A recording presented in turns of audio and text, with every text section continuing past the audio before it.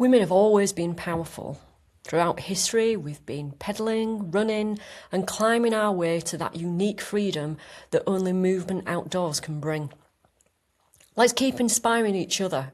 Join me each month as I talk to inspiring women who quietly get on with their everyday lives whilst doing amazing things in nature.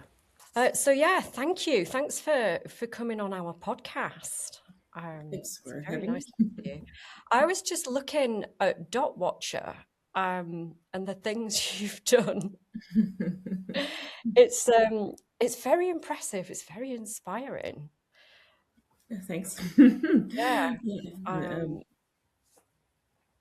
so what I thought would be good is if, because some people will know you, some people won't know you, is if you could just say a little bit about yourself and how you came to cycling.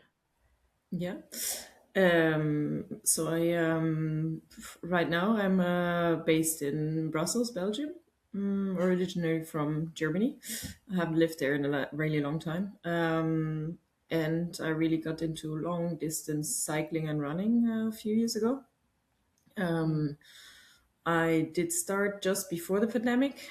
Um, and just I've always been kind of fascinated with cycling, but my surroundings, no one was really cycling or really into running. I've always been quite active, but I've more of a. I used to do horse riding Okay. all my life and all my student life, and then that was basically all my free time went into horse riding. Um, and then I moved to Belgium and I got into ice skating. And my ice skating instructor, I wanted to cycle like a kind of famous and well-known tour in the Netherlands where they cycle 200 something kilometers in Friesland in the north. And my ice skating instructor told me that he does it since like ages, and he was like, "Ah, you can lend my bike and you can practice with me." And then we did some of the cyclos, which is like tourist cycling routes and organized events here in Belgium. Yeah, and that's how I rolled in. And then I did some of those, and then I did the 200. I think it's 230K or something, 35, with him and my friends. And then it all started. And then I bought a road bike and did some bikepacking trips with my friends, Mm. um, and then rolled into running through the 20K of Brussels, which is like one of the biggest running events we have Mm. with work. And then I was fascinated at the finish line. I was like, okay, that's cool, but I never want to run on the road again.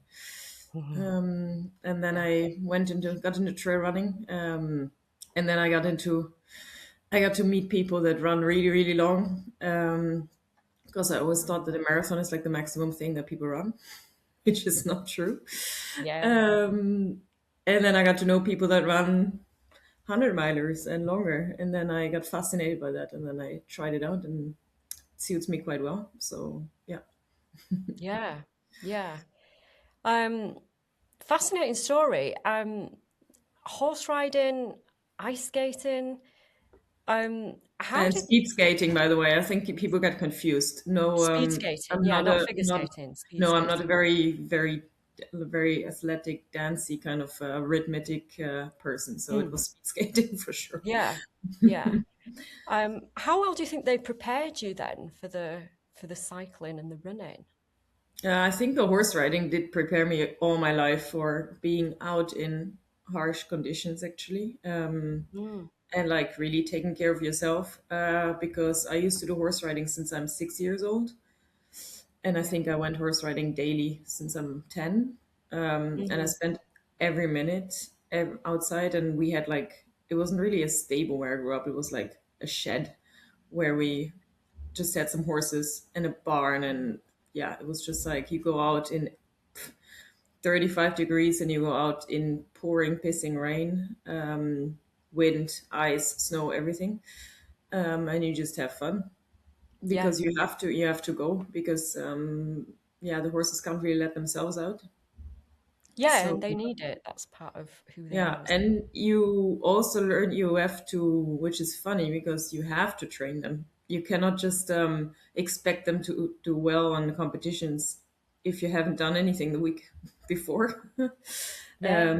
And you really think about like structured training. Like you think, oh, what am I doing today? Oh, maybe today he's sore because of this, and we did yesterday. And leading up to the competition, you adjust everything, which is funny because I don't really do that for myself. Do you know, I was just going to ask, does that help you be a bit more mindful about your own wellness and your own training?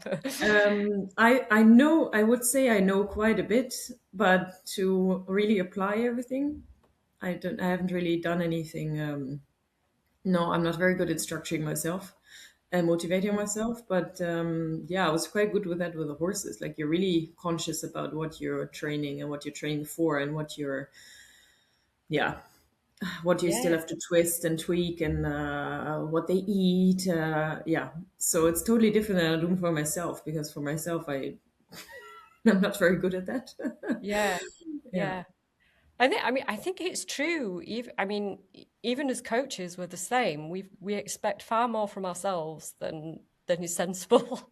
yeah, We sort yeah, of have this other rule for us, which we don't apply to the people we work with, for yeah. sure. I really feel like with horse riding, you really feel, and maybe it changed. It's been 20 years almost that I haven't really done. No, maybe 15 years I haven't really done horse riding. Mhm. Maybe now it shifted, but we weren't doing anything for the riders. It was just the horse, and all the knowledge, everything.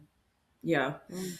and I think that's kind of well, I guess I do know how to train someone else, a horse, basically. Yeah, Yeah, yeah, but not yeah. myself. It's very hard to be objective with yourself as well, isn't it? Yeah, yeah. Yeah, yeah. And yeah, so yeah, and that's and all the like going out in any weather, I think that gives you a lot of responsibility, and it really like makes you, it prepares you for going out in any weather, no matter what. Like you Mm. just got to do it. And I think that's the same in like ultra running and ultra cycling. It's if you're in a race, well, you got to finish the job, and no matter what. Yeah, yeah, and I think just having that experience of being out in bad weather can give you confidence as well. Um, it was interesting. I was just thinking about Dale's Divide, Oh, which was a yeah. couple of weeks ago now, and obviously they had really bad weather. Mm, Um, and you'd be forgiven to think, oh, you just need to be tougher. yeah. But I think actually a lot of it is just the experience of knowing, oh no, I've been here Yeah, before. I've had an experience like this, and this is what I did, and it was all right. And if you've never had that, it's really hard to carry on. exactly. Yeah. And I'm like, okay, I shouldn't say that probably, but I keep like, but did you die? And then last time you didn't die, so it's probably going to be fine. Yeah, yeah. Yeah. Oh, I think And that's a fair comment. I mean, Yeah, we've gone out, and when we were like 12 years old, we gone out on our bikes to go to the horses, because there's no way my parents wouldn't drive me. Um, yeah, and there is no way. So we had to cycle like an hour to the stable and back, and then train the horses. And there's no way you're not going, because you have to. That's it. yeah, yeah, Yeah, yeah. So that sense as well of just being independent, of having to, well, Jenny Tuff says, solve your own problems, doesn't she? You exactly. Yeah, can't just sit there and think somebody's got to come and help me, because that doesn't happen. yeah, yeah, It doesn't happen in life a lot of the time, and it certainly doesn't happen in the middle of an ultra. You've got to sort yourself out. yeah. So good psychological base as well. Yeah, I think so. I Mm. never thought about it, but then I thought about my childhood, and I was like, well, we kind of got to toughen up, because my parents were like, I mean, it's like a storm outside, and they're like, yeah, you want to go horse riding, you go horse riding, but Yeah, yeah, but we're not taking you. yeah, exactly. They're like, Yeah, mm. yeah, yeah, yeah. And then there's speed skating, and I know you mentioned on Instagram a few weeks ago about your coach, your speed skating coach, and how it inspired you to Yeah, cycle. And I don't think you're the only person who has done that transition. I think there are a few pro mountain bikers who've done it as well, haven't they? How do you think that helped prepare you for long ultra events? mm, I think the speed skating. hasn't had much of an impact actually, more than Yeah. but of course, like again, another consciousness of your body as well. As I think, especially with running, Mm. of your different parts of your body that have a different, because in speed skating a lot of things have an impact, like really small things add up in the bigger Yeah. picture, which I think in cycling, at least on my level of cycling and mountain biking, it doesn't really. I mean, of course, there's always things you can twist and you can just tweak and learn and everything. But in speed skating, in mountain biking, that doesn't really have an impact on my level of, because I'm not doing like downhill mountain biking or any super technical cycling. But with running, you realize with ice skating, for example, that any kind of position of your body in what, yeah, it has an impact on your speed. Yeah. And also if you just practice, you get Mm. better at it. And really small things in the end, they seem very small, but then they end up being very important in the bigger picture. And that is something that in speed skating matters a lot, because sometimes you really treat, like you really just tweak. I mean, it can be millimeters in your blades or in how Mm. you position your body in the corners or whatsoever, and it really has a big impact on how you skate. Yeah. And I mean, that's really, and for me, that's fascinating. I got the same now with, I'm more into cross country skiing now in the winter. It's the same, you probably know. It's really small things. And you're like, how does that have an impact? And it does have an impact. And for running, it never seems to have like a big impact, like how you run, like your economy of like how you run. But Mm. sometimes you should just, yeah, maybe twist and tweak some things, and then yeah, you can change how you actually run and your like, yeah. Yeah, I mean, we see all kinds of running, don't we? Even at top level, was it Haley, Gabrielle Selassie with his swinging arm because he Yeah. stood carrying books, and Paula Radcliffe with a nodding head, and Yeah. it's it's not they're running really really well, Yeah. but I think you're right in that you get away with it with running, but it I think the longer you go, the more you pay. So if you can be efficient, it pays off in kilometer 90 or kilometer 130. Yeah. Whereas you might get away with it a little bit more in a traditional 42k. Yeah. Um, Yeah. and or then it and might then be that you're also, just carrying injuries. exactly, yeah. Yeah. And I mean, a lot of people, I think, you never think about how you run until, yeah, you run really, I mean, fast distances or really long distances, and then it has an impact on you, and then you Mm. might have to go back and see, okay, how can I tweak this? Yeah, because you can do a lot about your, I mean, everyone knows they're talking about forefoot runner, midfoot runner, heel striker, Mm. and there's a place for all of them in ultra running. Yeah. Because I remember when I started running, everyone was telling me, yeah, you have to be a forefoot runner. You've got to be a forefoot runner. And then you get into ultra running, and everyone's like, no, no, that's not the way to be. No. No. So yeah, so I think that's what it has in common actually with ice skate, with the speed skating, because all these little things that you adjust are leading up to a long term difference. Yeah. Yeah.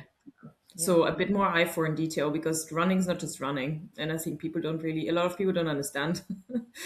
Yeah, Yeah, absolutely, absolutely. I mean, one of the things that comes to my mind when I think of you is nomad. I don't know whether you would agree with that, but you are somebody who moves. You move obviously when you're doing your events and you're cycling and you're running, but even between that, you're moving around quite a lot. Would you agree with that? Is that a fair yeah. assessment of you? Yeah, I Yeah. would say so. Yeah, I pay taxes in Belgium, and I I have my home base here, but in general, I'm just on the road all the time for Mm, work and pleasure. yeah. But yeah, And where does that come from for you? um, mm, well, I think also I've something I've been thinking about, because people think you're keep telling you, of course, when you're mid 30s and you're like moving around a lot and you haven't settled down, everyone's telling you you're running away from something.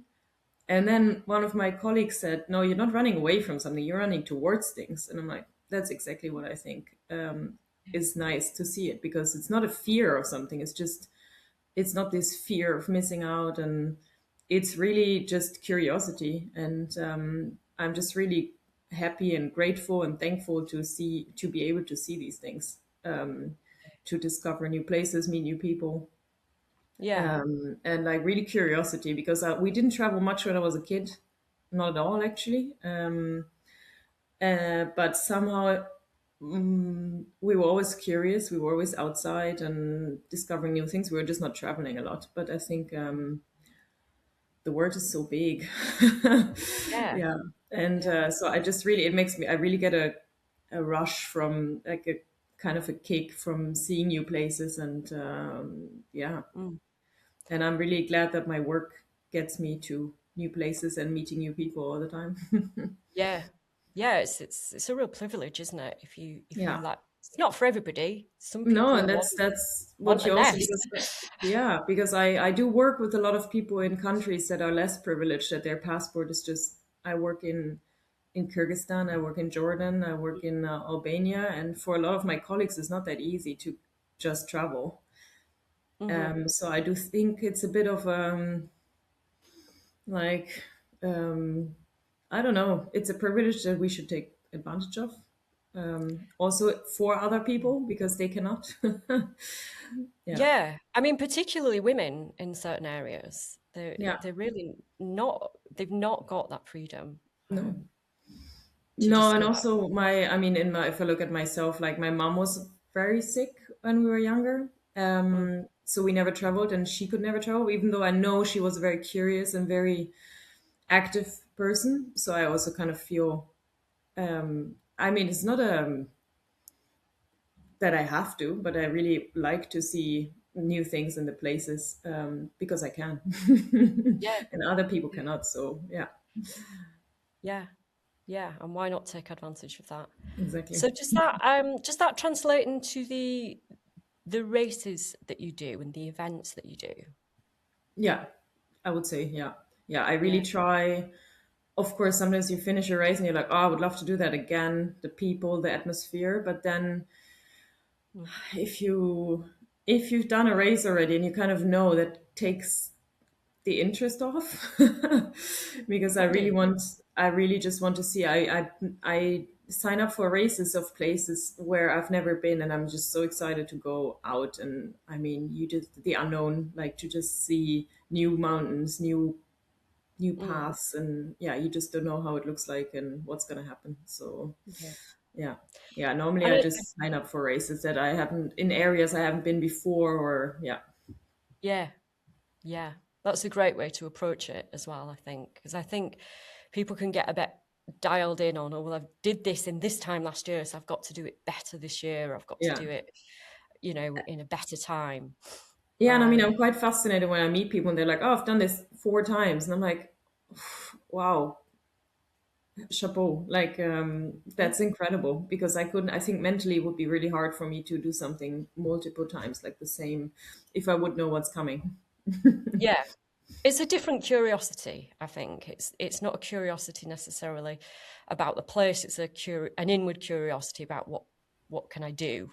Yeah, How can I improve myself? How can I yeah, improve my athletic self through this?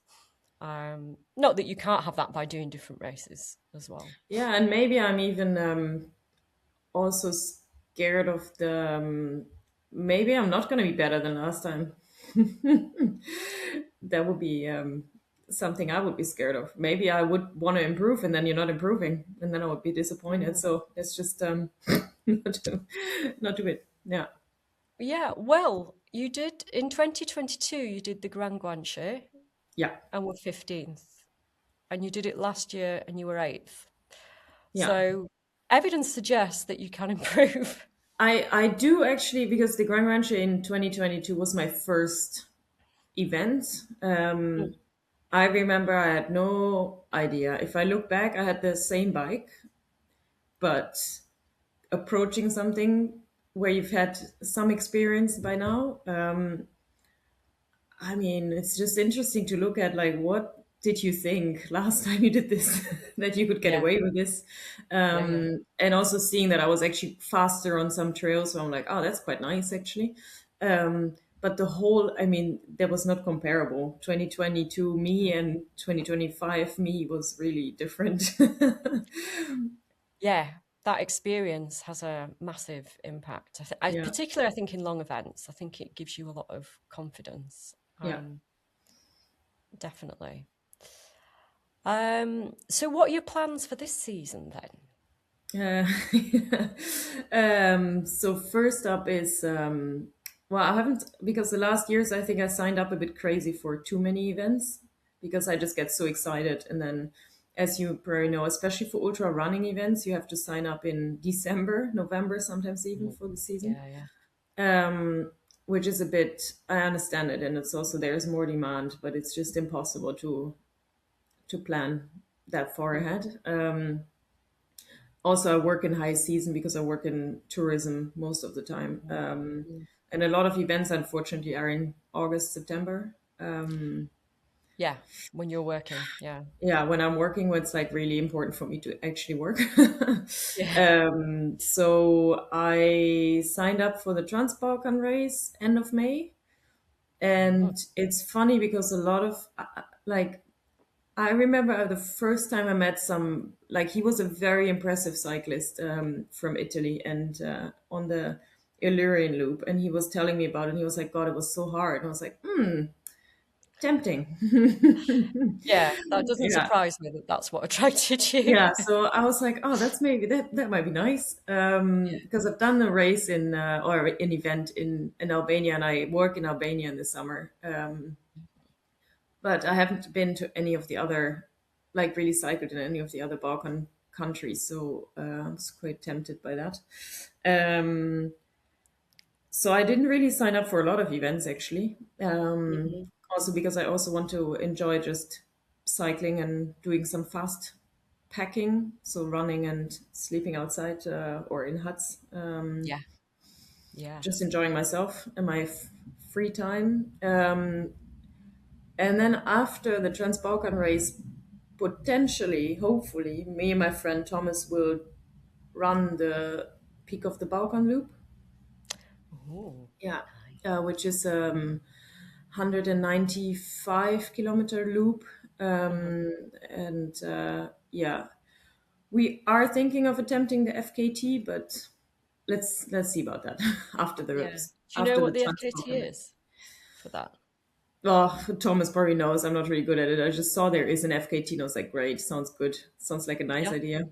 And I yeah, yeah. do not think it was very fast. So, Oh well, yeah, but we'll then the see. idea, I've never done any FKT because obviously I'm like, why would I try to beat someone else on this route? But it was just a nice idea. Maybe it keeps us going after the Trans Balkan race. I think it's like 1,400 kilometers. Hmm. Um, So yeah, and it's just a very very beautiful route, the peak of the Balkans. And when I work, I only do like a part of it. So I was always very curious of doing the whole loop, Mm, mm. Yeah, and also doing it justice because we skip quite a lot of the parts, and I just feel like I have to do the whole route. So that was the idea of this May June project. And then in July, since yeah, I met my one ultra running friend Jonathan. He has done I think every existing crazy ultra race in the world. yeah. He's from Reunion Island, and he did the famous Diagonale de Fou 10 Yeah. times now. Oh, right, okay.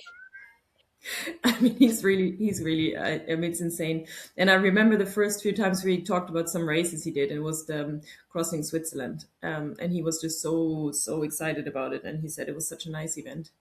Hmm. And since then, it has been on top of my mind because I remember looking at his Strava, and I was like, you did what, 390 kilometers of running? Um, and he just doesn't stop talking about the event because he said it was just so nice. and it's a very small event. Like it's not one of these super commercialized events. Let's not drop any Mhm. names, but yeah, you know what Yeah, I'm yeah, talking yeah, we about. know. And I really like to support these kind of races as well. And I know one of the organizers because I met him on another event, and I was like, oh, this is really cool and really organized with like all heart and passion.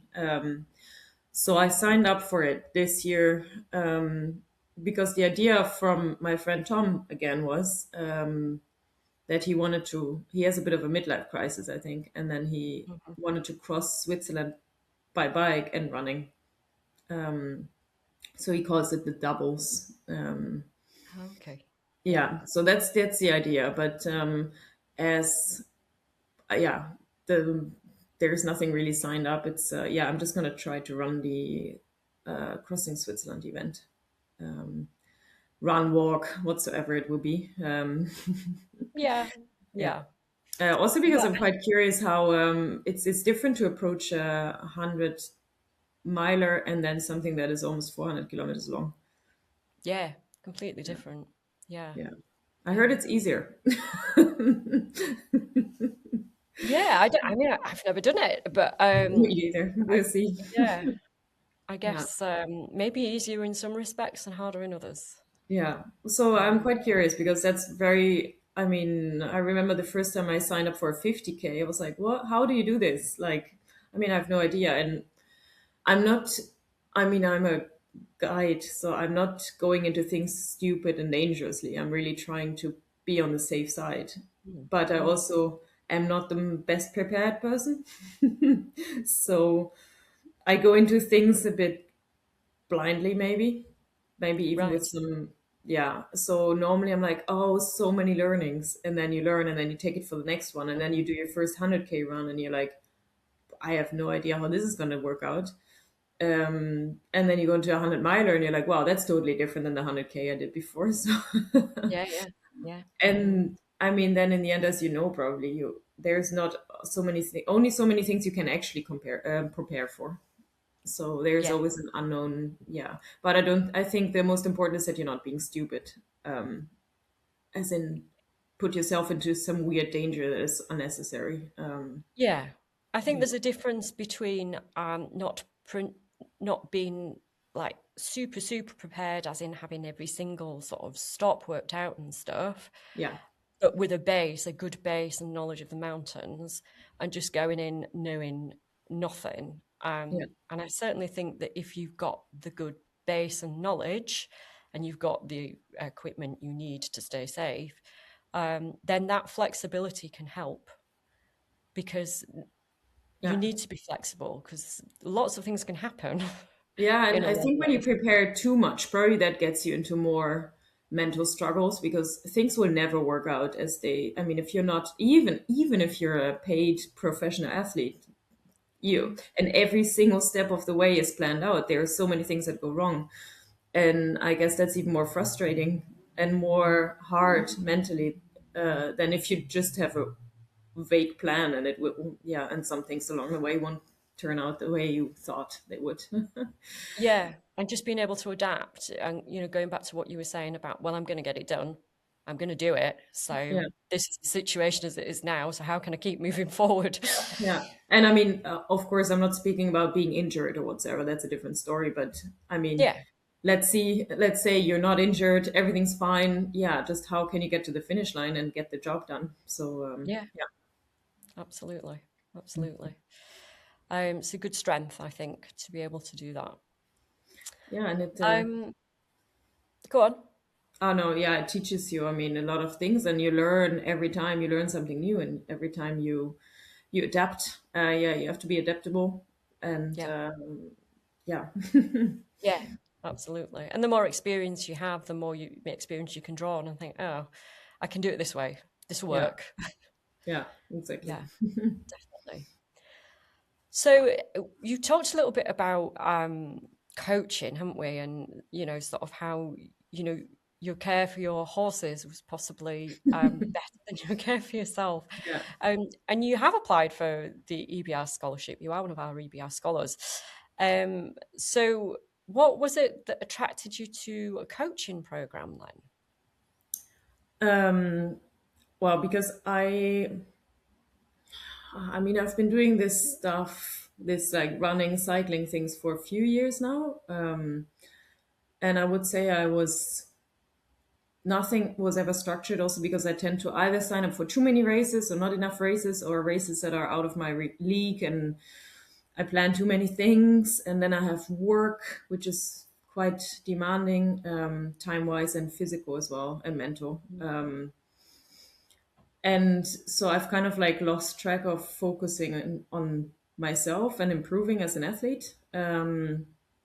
Mm. And I always thought, okay, maybe that's just it. That's just, you just get through it. It's fine. If you finish it, it's fine. Normally, I tend to finish somehow. And then I also thought, well, maybe this is it. That's peak for you. You can't improve much more. It's just, this is who you are. You just, I don't know, you can go long, but you're slow. This is it. This is fine. But then I was quite curious. I was like, maybe I can improve actually. And maybe if I do a bit more structured training, and have someone help me and nutrition wise and training wise, maybe I can actually get better and stronger. Mm. But yeah, and then I was like, okay, maybe I'll try and hope not to get too frustrated by maybe not improving. Um, yeah. Mm. And then I saw the scholarship and I was like, that sounds like the perfect match actually, because it's kind of a all-in package. Because ultra cycling and running is not just training; it's gear, it's fuel, it's I mean it's everything. And yeah, I just wanted to try it, and I mean it really took me a long time. I didn't want to get a coach because I really thought maybe it's going to be just disappointing for me, and he's just going to tell me this is it, you can't improve, you're just average. Right. Yeah. Right. Yeah, Yeah. and then yeah, and then also being a bit scared of like, what if I put a lot of work into this and then I don't get better? Mm. That will be frustrating. So I just keep myself into the belief I don't really train, and then if I'm just average, it's gonna be fine. Yeah, but It's then I interesting, really, isn't it? Interesting yeah, psychology that we yeah, have around the fear of failure, the fear of failing, you know, whatever it is that we've yeah, decided we should achieve. exactly, Um, yeah, and then that sort of feeding into our confidence that, oh, well, this is me, this is my level, I don't have another level. yeah, And also then feeding into this sort of inability to invest in ourselves and think, do you know what, I'm really going to invest in myself here and yeah, try and do do the best I can. hmm, And you're right, of course, nobody knows the outcome at no, all.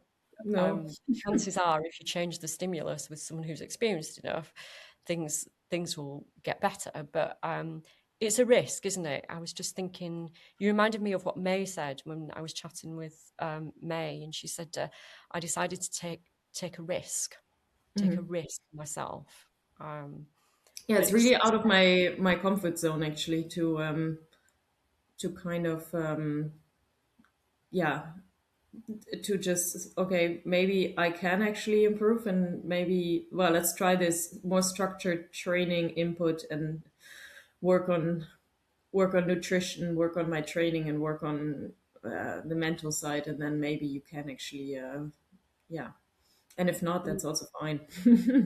And yeah, yeah. Do you think that's a specifically female trait I guess to? so, yeah. I Mm, guess, yeah, I guess it's more of this whole keeping yourself small. yeah, Yeah, and also maybe fear of, maybe sometimes it's even a fear of not getting better, but maybe, yeah, you don't want, you want to, yeah, you want to keep yourself small. You want to be like under the radar, like, oh, it's fine, I'm here, I'm not taking too much space, it's okay. yeah, Yeah, yeah.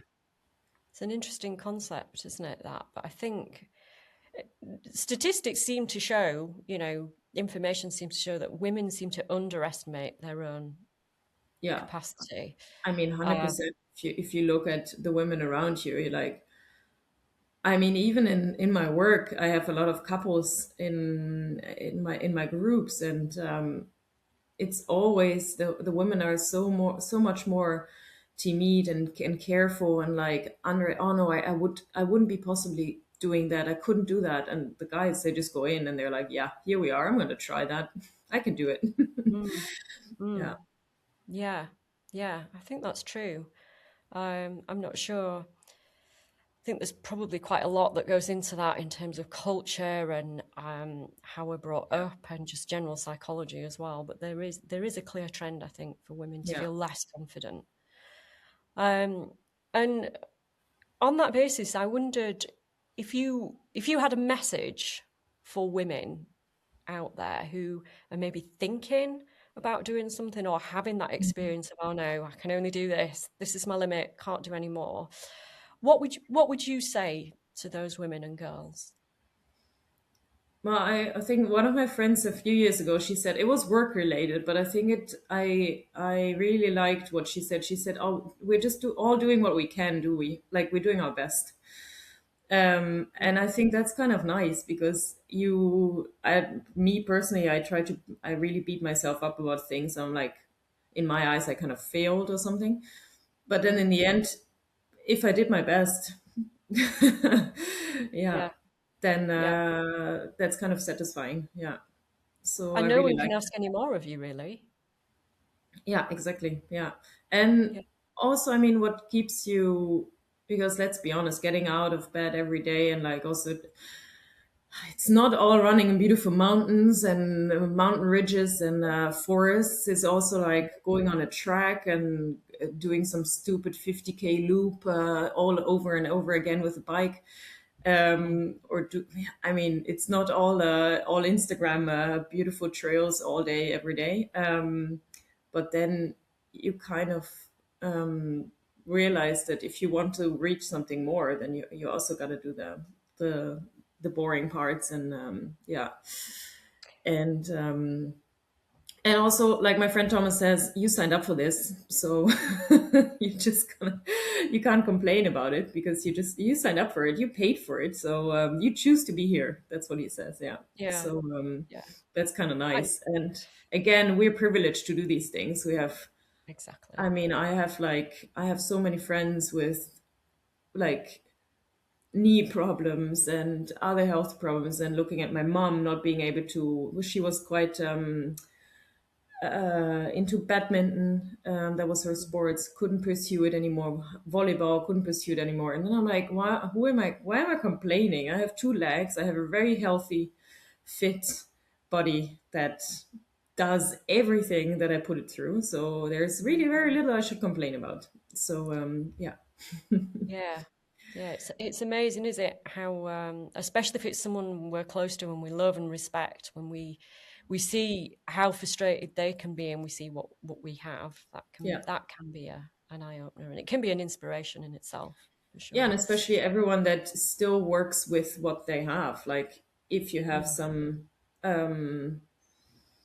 like restrictions physically, and even or time wise or whatsoever, but if you do the best you can with what you have, that's all you can do, right? Yeah, Yeah. yeah. And keep, as you say, keep running towards rather than running away. Yeah. It's the way Yeah. to be, for sure, for sure.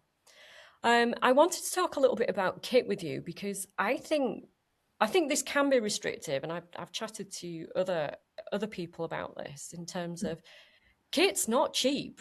I mean, running kit used to be cheap. It's not Yeah, cheap they're not anymore. anymore. I mean, Um, and so, it's lovely to get out in the mountains and do the things that we love, but access to good kit can make a difference, I yeah. think. So I wondered how that fits for you, how you manage kit, how you manage to get the pieces of kit that you need, and the difference it makes when you get the kit you need. Yeah.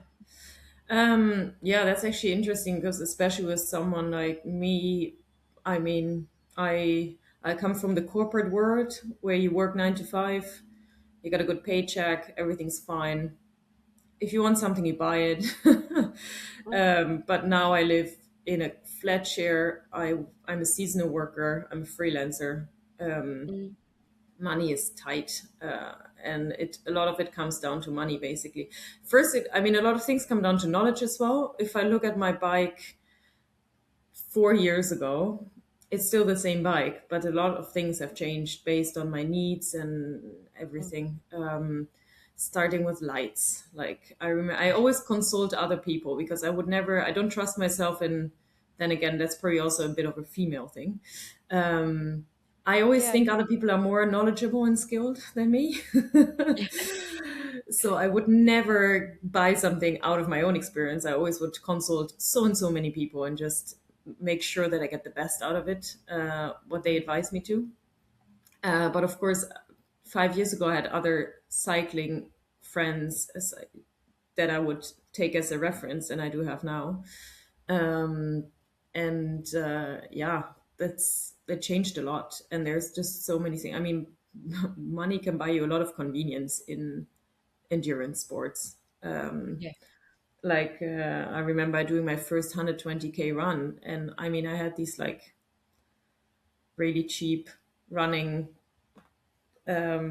pants, shorts, and some technical t-shirt and some random Decathlon backpack, which Mm-hmm. I mean, Decathlon makes amazing things, by the way. And then some poles. But then this guy I was running with, he came to an aid station. He had a whole second bag with another set of poles and shorts and leggings and this and that. And I was like, oh wow, okay. But Yeah.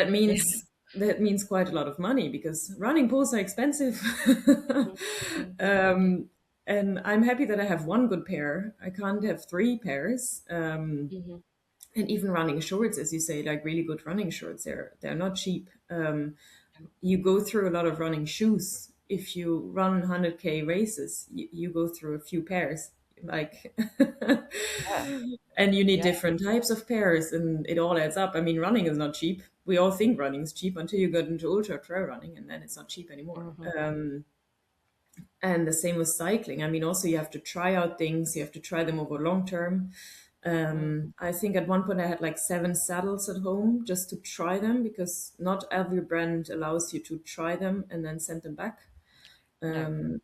So all these things, like for me, it's especially so I've made it kind of a thing to. We have a lot of local cycling WhatsApp groups, men, women, everything. To say, hey, listen, I have these saddles at home. If anyone wants to try them, you can borrow them for a few weeks. And then either you buy it or you bring it back. Because I just think personally it's really sad that you have to. I also don't like to buy things that I don't need. Yeah. I'm Yeah. just very conscious about. I don't. I try to stay away from all this consumerism and over consumerism. Mm. So for me, it's also a lot of things. It's like, can I just try it before I buy it?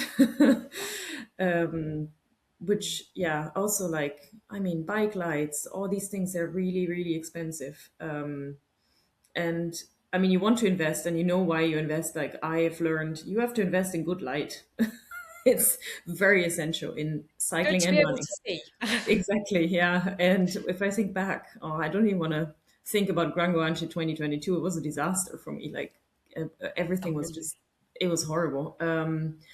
But yeah, that's things that they cost a lot of money and get like yeah. I mean, yeah, you can get a cheaper alternative, but most of the times, yeah, and it It's not gets as more good. expensive. Yeah. Yeah, yeah, It's not as exactly. good. You get what you Yeah. pay for a lot of the time. It is, yeah, and it's all worth it, but you have to know what you actually need, and some things they're not worth investing more money than the bare minimum, but some things Mm. they're really worth investing in. But you have to, or at least me personally, I really have to see the added value of the price I pay. So yeah, Mm. and Definitely. for me, it's really you have to try things. I mean, you know what you're going to do, but you have to try them. It's like tires and all these things. You have to try them and feel how it works for you.